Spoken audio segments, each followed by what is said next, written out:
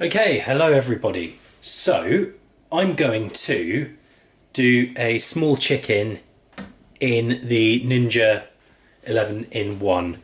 So, what you could do is you could use some seasoning of your choice, and that would obviously enhance the chicken. However, I'm not going to eat this all at once, so I guess maybe if I did want to make a curry flavoured chicken and a big thing of rice for dinner, I could do that. However, my aim is actually to keep this chicken around for a couple of days and just have a few bits off it as and when required. I can have it in sandwiches, I can make a stir fry with it, and for that reason I'm not going to season it. Now, I live in the UK. I buy from a relatively reputable supermarket, and with the small chicken, it's also a bit smaller. Every bit of meat is going to be a bit close to the bone, so it's going to be juicier. So it doesn't really need a whole bunch of seasoning for it to taste particularly nice. So that's the one advantage. And the second advantage is that if it's plain, I can add my flavour later. So with a stir fry, I might use a green curry paste to enhance the overall flavour of it. If I went ahead and used, for instance, the shawarma seasoning, if I then wanted to make a stir fry with it, I've got to then find things that complement the shawarma seasoning, and I've got to also enhance that and bring it out. So it just makes everything downstream a bit more complicated. So without further ado, I'm going to show you what's going on. Move you aside.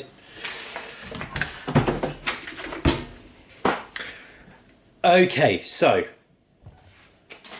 we're gonna get into this chicken, and I have just got the black basket in, and I have about a litre of water in the bottom of this.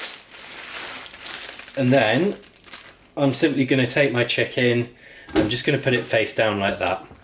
The reason I use a small chicken is that it fits in really, really well. The weight of this chicken is 1.356 kilos, and I paid £3.60 for it. So it's a good price, I think. I always like to have a whole chicken. Okay, I'm just going to wash my hands and then we'll be back.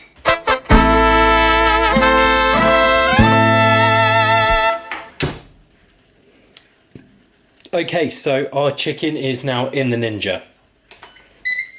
I'm going to use the combi steam mode. We'll use the steam and air fry.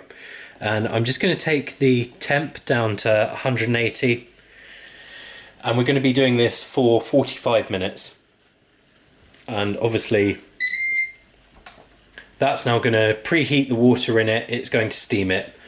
You can also just air fry this, and when you air fry it, it's not going to quite cook as evenly. I mean, it's going to be absolutely fine, but I just prefer it with the steam. It comes out a little bit softer, and obviously I'm taking the temperature down. The other thing that you will have seen me do is I put the chicken in upside down with the breast facing down. There's two reasons for that. Is one, the air fryer is, well, at least the fan component in this, I find to be quite harsh. For me, having that part of the chicken nice and soft and tender rather than crispy and gnarly is my preference. The other thing is that all of the juices inside the chicken are going to go down into those breast muscles, and that's going to enhance the flavour of it. And similarly for the thighs and the drumsticks as well.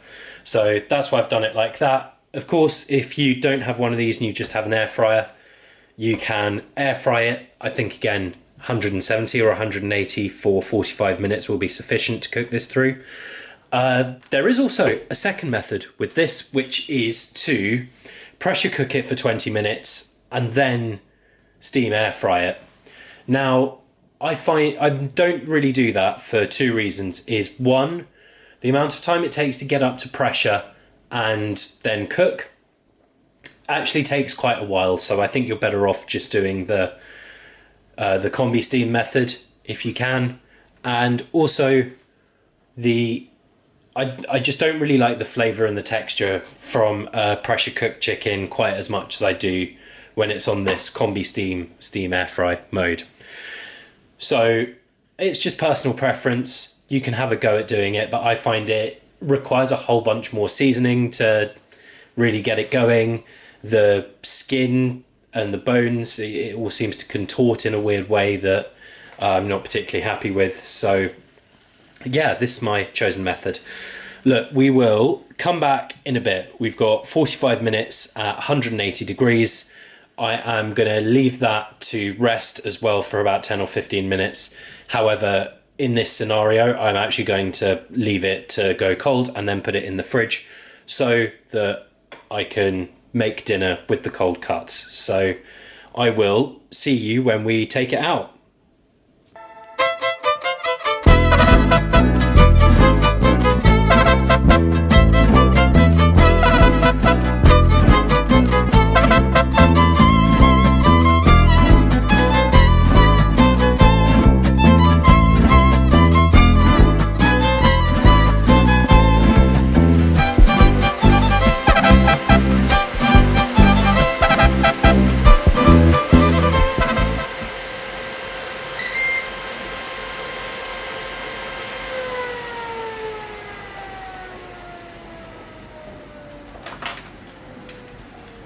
Oh.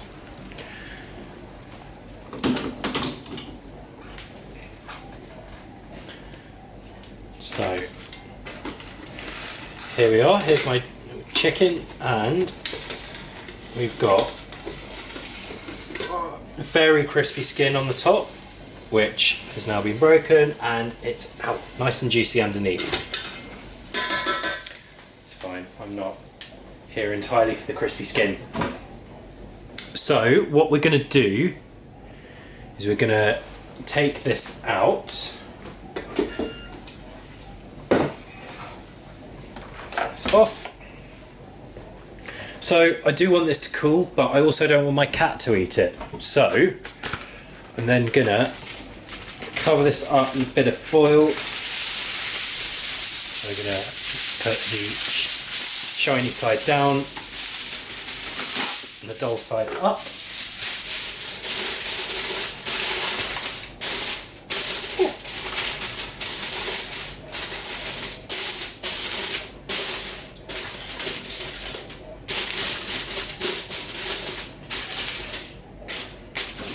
Now, if you were going to serve immediately, I would recommend about 5 or 10 minutes of resting with the foil over it, and then you can go ahead and serve afterwards.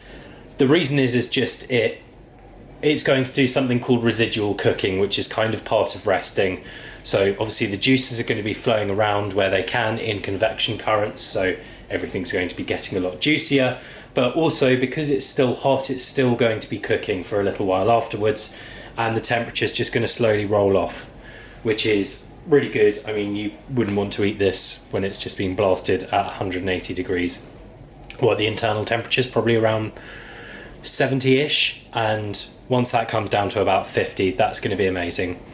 So yeah, I'm going to leave that. I mean, we're in the middle of the afternoon here at the moment, so I'm going to leave that to cool. Might put it on a cooling rack just to give it a bit more, and then I will pick off it when I make dinner for us tonight, and probably have some of it tomorrow as well. So thank you very much for watching. Please give us a subscribe, a like, it all helps. And yeah, I'm going to be posting more videos about cooking, some little tips and tricks that I use around to, you know, try and reduce costs or reduce effort, make things a bit easier. And also there'll be some videos on some other things on my channel, so don't be too surprised if those get recommended to you if you subscribe and enjoy these videos. So yeah, thank you very much, and catch you on the next one.